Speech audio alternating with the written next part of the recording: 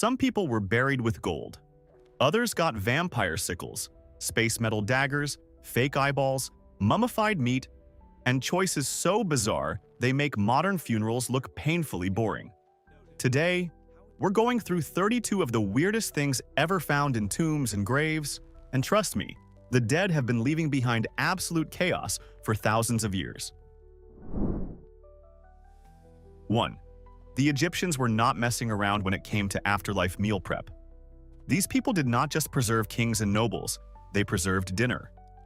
Archaeologists have uncovered tombs packed with mummified cuts of beef, duck, goose, and other meats, all dried out, treated with oils and resin, then wrapped in linen like tiny edible corpses. Tutankhamun's tomb alone held 48 containers of preserved meat. 48. That is not a snack. That is a royal catering plan. Some pieces were entire joints of beef, bones and all, tucked into little wooden coffins like the world's fanciest leftovers. The idea was simple. If the dead were heading into eternity, they were going with provisions. Honestly, waking up in the next world to find a fully stocked ancient barbecue stash is a surprisingly strong burial strategy. 2. In 2008, researchers revealed an object that really should not have looked this advanced. Deep inside Denisova Cave in Siberia, they found a polished greenstone bracelet made by the Denisovans, a mysterious human relative we still know very little about. The bracelet is around 40,000 years old, which is already impressive, but the really irritating detail is how it was made. It has a perfectly drilled hole that seems to have been produced with a fast rotating tool, the kind of precision we are not supposed to see from that period. The surface is smooth and expertly polished, too, like somebody in prehistory had access to a workshop with standards. So now this elegant little bracelet sits there quietly ruining tidy timelines about ancient technology. One object, 40,000 years old, and it looks suspiciously like it had a very skilled craftsperson behind it. 3. Medieval Poland had a very practical answer to the question, what if grandma comes back as a vampire? Archaeologists have found graves where skeletons were buried with iron sickles laid straight across their throats. The message could not be clearer. Rise from the dead if you want, but you're going to decapitate yourself in the process. Other burials included stones jammed under the chin or stakes driven through the body to keep the corpse pinned in place. The strangest part is that these were not always social outcasts.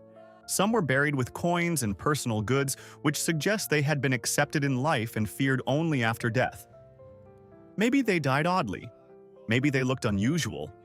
Maybe the neighbors just had a bad feeling. Either way, this was medieval anti-vampire technology with brutally direct customer service.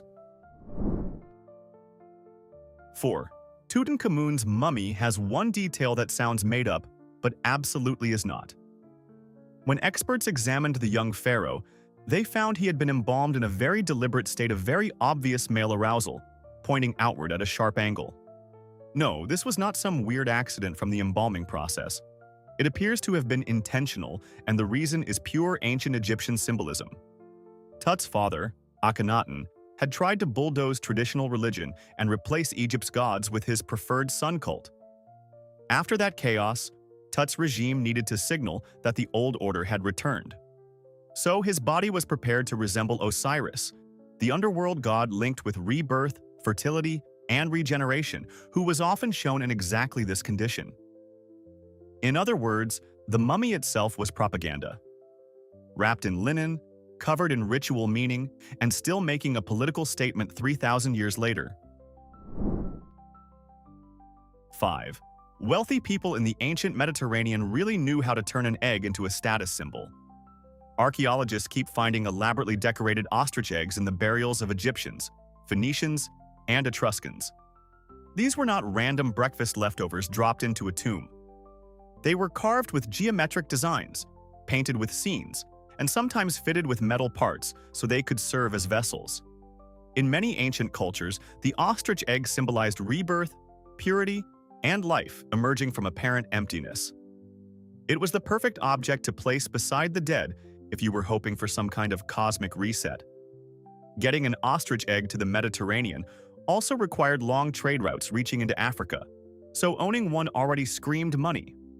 Decorating it beautifully and burying it with someone was basically the ancient version of saying, "We are rich, tasteful, and expecting resurrection." 6. When Bob Marley died in 1981, Jamaica gave him a farewell on a scale the country had never seen before. And what went into his coffin said everything about the man without needing a single speech. They placed his red Gibson Les Paul beside him, the guitar tied to the music that made him a global icon. There was also a Bible open to Psalm 23, reflecting his Rastafari faith, along with a ring gifted by a prince of Ethiopia. Then came the items that made the whole thing unmistakably Marley: a stalk of marijuana and a soccer ball. Because yes, the man loved football almost as much as rhythm. His coffin became a perfect little map of his world, built from music, belief, identity, herb, and sport. He was buried in 9 Mile, Jamaica, where people still travel to honor the voice that turned One Love into a permanent cultural anthem. 7. In 2009, archaeologists working through a plague burial in Venice uncovered a skeleton that looked like it belonged in a horror film written by very tired gravediggers. It was a woman from the 16th century, and someone had shoved a brick into her mouth before burial. This was not random cruelty. It was anti-vampire protocol. During plague outbreaks, bodies in mass graves decomposed in strange ways, and gases could push dark fluid from the mouth, making it look as if the corpse had been chewing or feeding. To terrified workers reopening the graves, that was enough to spark full undead panic. Their solution was wildly medieval and very direct: stop the corpse from chewing by plugging the mouth with a brick. The woman has since become known as the Vampire of Venice, and her grave is one of the clearest pieces of evidence that people in Europe truly feared the dead, might get hungry, and start causing trouble. 8. In 1904, archaeologists in Norway opened a burial mound and found something so over-the-top it makes modern luxury funerals look cheap. It was the Oseberg ship burial, dating to about 834, and inside was an entire Viking ship serving as the final resting place for 2 women. One may have been a queen, the other may have been a companion or sacrificed attendant. And then there was the inventory list, which sounds less like a grave and more like a high-end moving service for the dead. 4 sledges, a cart, beds, chests, woven textiles, kitchen gear, and the remains of 15 horses, 6 dogs, and 2 small cows. The ship itself was richly carved with intricate animal designs. This was not a simple burial. It was a fully furnished transport package for the next world, as if the deceased were expected to arrive there in style and immediately start hosting. 9. The Scythians, those fierce nomadic warriors of the Eurasian steppe, were not exactly the grim, silent-type history books like to imagine. Their tombs contain gold, weapons, and strong evidence that these people knew how to throw a funeral with serious atmosphere. Archaeologists have found vessels in Scythian burials containing traces of opium and cannabis, suggesting these substances were part of ritual practice. And ancient Greek historian Herodotus did not exactly leave much mystery about it either. He described the Scythians tossing cannabis onto hot stones inside enclosed tents and inhaling the thick vapor while yelling with joy. So yes, they were basically hotboxing funeral tents more than 2,000 years ago. These were elite horse warriors with bows, gold ornaments, and a group smoke ceremony powerful enough to make the dead person's send-off feel like a mythic after-party. Modern stoner culture would like to thank them for their early research. 10. Guds von Berlichingen lived the kind of life that sounds less like history and more like somebody got carried away writing a very dramatic action film. In 1504, during a siege, a cannonball smashed his right arm so badly it had to be amputated. Most people would probably take that as a sign to slow down. Guts absolutely did not. He had an iron prosthetic hand built, complete with articulated fingers that could grip a sword, hold reins, and even manage a pen. Then he went right back to fighting and kept doing it for decades. When he died in 1562, he was buried with the iron hand still attached. The device survives today and is a remarkable piece of engineering, full of springs and clever mechanics. So yes, 16th century Germany produced a knight with a functional metal hand who refused retirement. History occasionally behaves like it is trying to outdo fiction. 11. Humphrey Bogart and Lauren Bacall were one of those rare Hollywood couples whose romance somehow managed to survive all the glamour, pressure, and studio nonsense. So when Bogart died in 1957, Bacall placed a small gold whistle in his coffin, and the gesture said more than any public tribute could. The whistle referenced the line from their first movie together, "To have and have not," when Bacall told him how to whistle by putting his lips together and blowing. It became their private signal, their running joke, their love code. The whistle was inscribed with a message that meant, "If you need anything, just whistle." That is devastatingly simple and unfairly elegant.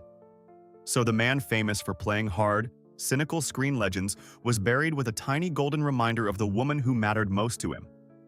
Turns out classic tough guys could be heartbreakingly sentimental after all. 12. Frank Sinatra did not leave quietly, and frankly, that would have been off-brand. When he died in 1998, his family packed his casket with items that felt exactly right for a man who treated style like oxygen. They included a bottle of Jack Daniels, a pack of Camel cigarettes, a Zippo lighter, and some Tootsie Rolls. Then came the detail that somehow makes the whole thing even better: a roll of dimes. Sinatra grew up in the age of payphones and always liked having change on him in case he needed to make a call. So his family thought, what if the next world still runs on old technology? What if heaven has terrible phone infrastructure? Better send him prepared. It is such a perfectly human detail. The man who built a legend around doing things his own way was buried with whiskey, cigarettes, candy, and backup calling funds for eternity. 13. The ancient Egyptians believed the heart was not just an organ, it was a witness.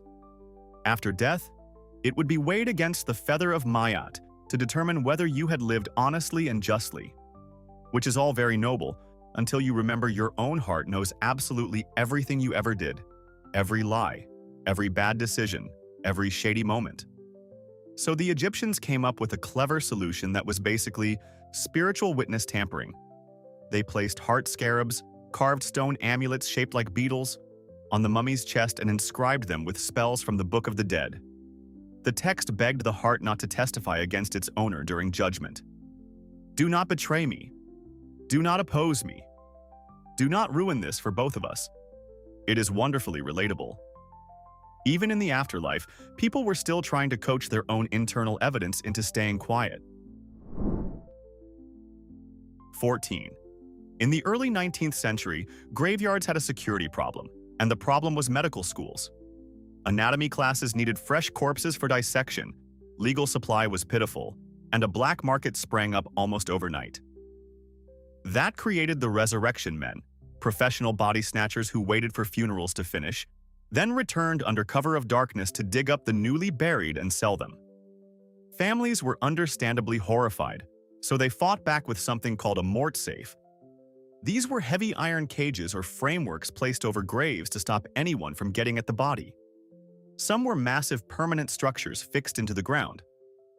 Others were rented for a few weeks until decomposition made the corpse worthless to thieves. Scottish cemeteries in particular ended up looking like armored compounds for the dead. Not because people feared the deceased would climb out, but because they feared perfectly healthy anatomy students would drag them away. 15. Archaeologists in Italy found a medieval skeleton that sounds like it belonged to a war veteran from a deeply unhinged comic book. The man lived sometime between the 6th and 8th century, and at some point his right hand was amputated, possibly from punishment or injury. But instead of accepting life with a stump, he appears to have strapped a knife blade directly to the end of his arm. The bones show clear signs of repeated wear, exactly what you would expect if a prosthetic was pressing against them for a long time. And the strangest clue of all came from his teeth, which were worn down on one side in a way that suggests he used them to tighten the straps, holding the blade in place. So yes, this man may have walked around medieval Italy with a functioning knife hand. Not metaphorically, not poetically, literally. History occasionally refuses to act normal. 16. Sandra West was a Beverly Hills socialite who adored luxury, glamour, and most importantly, her powder blue 1964 Ferrari 330 America. When she died in 1977, she left instructions that were impressively specific and deeply committed to the bit. She wanted to be buried sitting in the driver's seat of that Ferrari while wearing her favorite lace nightgown. Her brother followed the will exactly. The car was sealed inside a large burial container, lowered into a cemetery in San Antonio, and covered with concrete because everyone involved understood that somewhere out there existed at least one person untrustworthy enough to rob a grave for a Ferrari. Which, honestly, is grim, but not unrealistic. So now, she rests forever in a sports car worth a fortune, parked underground with no speed limits, no traffic lights, and absolutely no chance of getting a parking ticket ever again. 17. Timothy Clark Smith had a fear that would have thrived in the 19th century because back then it was not completely irrational. He was terrified of being buried alive. Before modern medicine got better at confirming death, premature burial was one of those nightmares people could not quite dismiss. So when Smith died in 1893, he made arrangements that were half practical solution and half pure Gothic nightmare fuel. His grave in Vermont was designed with a small glass window at ground level positioned over his face, allowing anyone above to look directly down into the crypt. He also had a bell attached to his hand by a string leading upward. If he woke up, he could ring for help. Today the window is still there, though clouded over with moisture so the face is no longer visible. The result is one of the creepiest graves in New England and a very permanent monument to Victorian anxiety. 18. In a 9th century Viking grave at Birka in Sweden, archaeologists found what seemed at first like a fairly standard collection of Norse grave goods: brooches, beads, and a silver ring. Then someone looked more closely at the ring and noticed something astonishing. It bore Arabic Kufic script reading Illallah, meaning for Allah or to Allah. That one object completely changed the feel of the burial. It was not some battered loot piece either. The ring showed almost no wear, which suggests it passed from an Islamic workshop to this Viking woman relatively quickly and without many owners in between. In other words, this was not just vague long-distance exchange. It points to real contact between the Viking world and the Islamic world, likely through river trade routes reaching toward places such as Baghdad. A woman in Sweden was buried with a ring invoking Allah. Stereotypes about isolated Vikings can sit down now. 19. In Iran's ancient burnt city, archaeologists uncovered a burial from around 5,000 years ago that included one of the strangest and most impressive medical objects ever found in the ancient world. Inside the left eye socket of a woman's skull was an artificial eyeball. Not a symbolic decoration placed there after death, but a prosthetic she appears to have actually worn during life. It was made from a lightweight material coated with a thin layer of gold, engraved with lines radiating from a central circle to imitate an iris. Tiny perforations on the sides held gold thread that kept it in place. The woman was unusually tall for her time and may have held elite or religious status. Whatever her exact role, someone in prehistoric Iran was building custom eye prosthetics with aesthetic detail and functional design 5 millennia ago. Meanwhile, modern people still like to imagine the ancient world as a bunch of random huts and bad decisions. 20. Harry Houdini made a career out of escaping from things that should have killed him. Handcuffs, chains, sealed boxes, water tanks, buried coffins. But the one thing he never escaped was the grief he felt after losing his mother. When Cecilia Weiss died in 1913, Houdini was shattered. He spent years chasing contact through seances and mediums, eventually turning that obsession into a crusade against frauds who exploited grieving families. So when Houdini himself died in 1926, there was one detail in his burial that feels almost unbearably personal. His head rested on a pillow stuffed with letters his mother had written to him.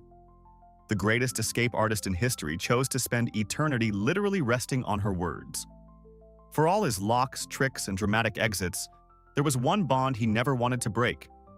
He did not want freedom from that love. He wanted to remain with it forever. 21. In 2007, near Mantua in Italy, archaeologists opened a Neolithic grave and found two skeletons arranged in a way that instantly made the whole world emotional.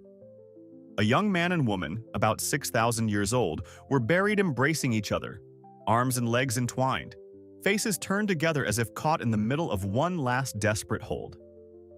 They became known as the lovers of Valdaro, and the title stuck because, honestly, what else were people supposed to call them? No one knows exactly why they were buried that way. Maybe they died together. Maybe they were posed after death. Maybe this was ritual. Maybe tragedy. Maybe something else entirely. What remains is the image itself, and it is powerful enough to do all the work. For 6,000 years, they have stayed locked together, longer than most kingdoms, empires, and whole civilizations ever lasted. 22. In Iron Age Celtic Britain, some high-status women went to the grave with mirrors, and not the cheap kind you toss into a bag and forget about. These were beautifully crafted bronze objects with polished reflective fronts and backs, engraved with swirling abstract patterns that look like metalworking showing off. Their exact purpose is still debated, which of course only makes them more interesting. Maybe the mirror helped the dead see into the other world. Maybe it reflected evil away. Maybe it served some ritual role we still do not understand. Or maybe an important woman wanted to enter eternity with the same level of presentation she maintained in life, which is honestly fair enough. Whatever the explanation, these mirror burials combine mystery, status, and exquisite craftsmanship in one object. Celtic metalworkers were producing grave goods so elegant that 2,000 years later they still look like something that should cost an offensive amount in a designer boutique. 23. Witch bottles are one of the most delightfully disgusting objects to come out of early modern folk magic. These bottles, made of glass or ceramic, were packed with ingredients that sound like a cursed recipe no sane person would ever invent. Urine, bent pins, nails, hair, nail clippings, thorns, and sometimes bits of bone. The logic was sympathetic magic. If a witch had cursed you, the bottle would draw in the harmful force, trap it with the sharp objects, and scramble the spell using material taken from your own body. Many were hidden under hearths, in walls, or beneath doorways to protect homes. A few have also been found in graves where they may have served as protection for the dead. And yes, when modern researchers opened some of them, they found exactly what old records said they would, which means people really did weaponize their own bodily fluids against sorcery. The past had no dignity and endless imagination. 24. Frédéric Chopin's final request sounds like something invented by a Gothic novelist who had been awake far too long, but it was entirely real. Terrified of being buried alive, the composer begged his sister to make sure his heart was removed after death. When he died in 1849, that is exactly what happened. His body was buried in Paris, but his heart was preserved in a jar believed to contain cognac and secretly carried back to Poland by his sister, tucked beneath her clothing to avoid trouble at customs. Today, it remains sealed inside a pillar in Holy Cross Church in Warsaw. During World War II, even amid the destruction of the city, a German officer protected the relic and later returned it.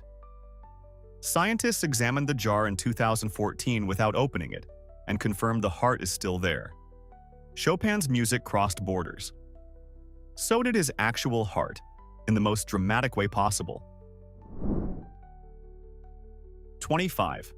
Frederick Bohr helped create one of the most recognizable snack inventions on Earth, the Pringles can and the oddly satisfying chip shape that comes with it. He was so proud of that achievement that when he died in 2008, he asked to be buried, with part of his ashes, inside a Pringles container. His family honored the request, which led to one of the strangest and most sincere grocery store decisions in funeral history. His children reportedly stood in the chip aisle debating which flavor to use before settling on original. Not cheddar, not sour cream and onion, classic. A portion of his ashes went into the can, while the rest were placed in a traditional urn and buried alongside it. So the inventor of Pringles now rests partly inside the very package he helped make famous. For a man that dedicated to a snack cylinder, there was really only one acceptable ending. 26. In 2019, archaeologists in London opened an 800-year-old well tomb and found a site that sounds like it belongs in a ghost story nobody should tell after dark. A medieval man had been buried wearing elegant thigh-high leather boots. Over the centuries, everything else had vanished. His body had dissolved, his bones had crumbled, his clothes were gone. But somehow the boots survived, standing upright in exactly the position his legs once occupied. Just two empty leather towers in the darkness, with nothing left inside them at all. The preservation conditions that saved the boots while destroying everything else are still not fully understood, which only makes the scene stranger. The boots themselves are beautifully made and suggest the man had money or status. And now, after all those centuries, they are the only physical trace that he ever existed. That is both fascinating and deeply unsettling. 27. Hidden among the objects wrapped into Tutankhamun's mummy was one item that kept bothering researchers for decades. A beautifully made iron dagger inside a civilization better known for bronze. The blade looked too refined, too early, and far too well preserved to fit neatly into expectations. Then in 2016, scientists analyzed it and found the answer in the metal itself. The dagger contained nickel and cobalt in proportions matching meteorites. In other words, the young pharaoh went to his tomb armed with a weapon forged from space rock. The Egyptians already had a phrase for this material. They called it iron from the sky because they understood perfectly well that it had fallen from the heavens. So Tut was buried with a cosmic blade strapped against his thigh, resting there for more than 3,000 years. Honestly, for a king famous mainly for dying young, that is an outrageously stylish final accessory. 28. People tend to think of cigarettes as a modern invention, the kind of bad idea that only really took off once industry got involved. But the core concept is much older than that. At several Native American archaeological sites, researchers have found hollow reed tubes containing clear tobacco residue. These were basically prehistoric cigarettes, simple smoking devices made by packing plant material into a tube that could be lit and inhaled. Evidence for tobacco use in North America goes back more than 3,000 years, long before Europeans arrived and turned smoking into a global habit, with branding and health warnings nobody listened to. These early versions were probably used in ritual or sacred contexts rather than casual daily addiction, which gives them a very different cultural meaning. Still, the essential engineering was already there. Hollow tube, tobacco, smoke. Humanity does have a talent for inventing terrible long-term habits with impressive speed. 29. The Romans loved gambling so much that they banned it during most of the year, which naturally did nothing except push the whole thing into the shadows where cheating could really flourish. Archaeologists have found Roman dice weighted with lead so they would favor certain numbers, and not just as isolated oddities. Multiple examples have turned up at different sites, which suggests this was not one very dishonest hobbyist. This was an entire culture of people trying to outsmart chance with heavy metal assistance. What makes it even better is that some of these loaded dice were buried with their owners. So these cheaters were apparently not done hustling just because they were dead. Imagine crossing into the Roman afterlife only to be immediately invited into a suspiciously friendly dice game by a guy who brought his own crooked equipment to the tomb. Some people really treat eternity as just more table time. 30. In Viking and Celtic warrior burials, swords often appear in a condition that looks at first like pure vandalism. Blades bent in half, twisted, snapped, or mangled beyond any possible use.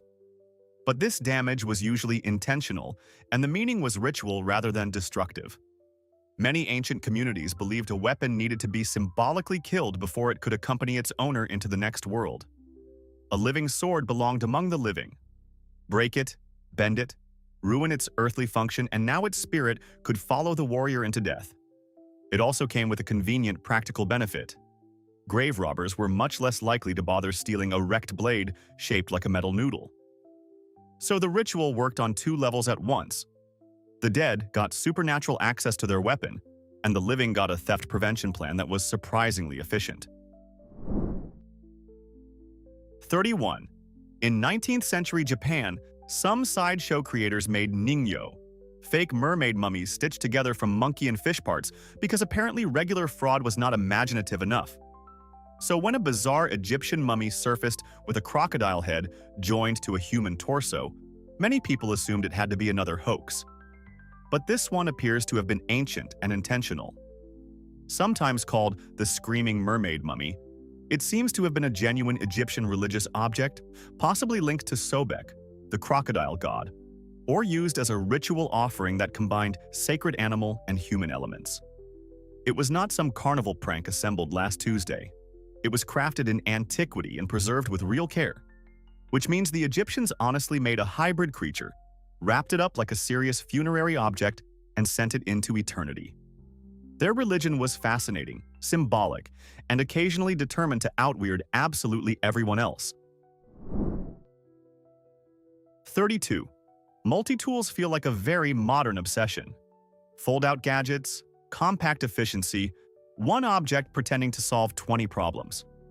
But the Romans got there first by nearly 2,000 years. In a grave dating to around 200, archaeologists found an elegant silver folding utensil set that looks suspiciously like an ancient luxury survival tool for dinner. It included a knife, a two-pronged fork, a spoon, a pick probably used as a toothpick, a little spatula, and a pointed spike for dealing with shellfish or snails. Everything folded into a single handle, neat and portable like the expensive answer to a very specific problem. Somebody in Roman society owned this, used it, valued it, and then took it to the grave because apparently even death was not a good enough reason to be unprepared at mealtime. Roman engineering really did have a talent for making everyday life feel annoyingly advanced. So now it's your turn. Which burial item was the craziest, and what insane tomb, grave, or funeral object did we not mention that absolutely should have been in this video? Drop it in the comments and defend your pick like your reputation depends on it. Hit like, subscribe, and stick around for more history that clearly refused to behave normally.